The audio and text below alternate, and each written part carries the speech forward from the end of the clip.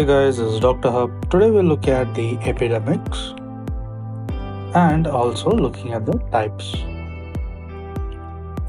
So basically an epidemic is an occurrence in a community.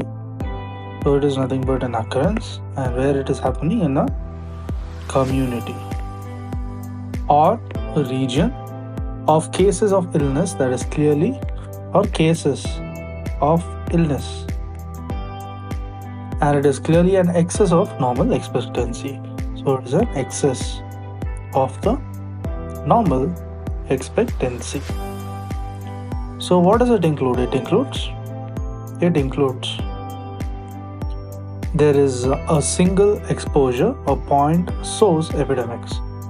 There is single exposure or point source. Single exposure or point source epidemics. Then it can also include the multiple or continuous exposure epidemics. So it can be the multiple or the continuous exposure epidemics. Later there is another category which is the propagated or progressive epidemics. So there is another category. It is known as the propagated or the progressive epidemics. So what does this contain?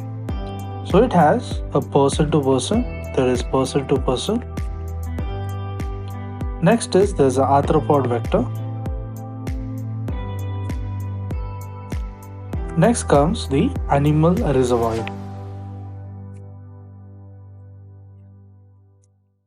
Then there is also the slow or modern epidemics. So slow or modern epidemics. So what is the slow or modern epidemics?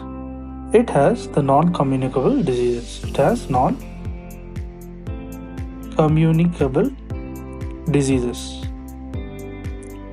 So this was all about the epidemics and its types. To learn and grow daily like this, please do subscribe.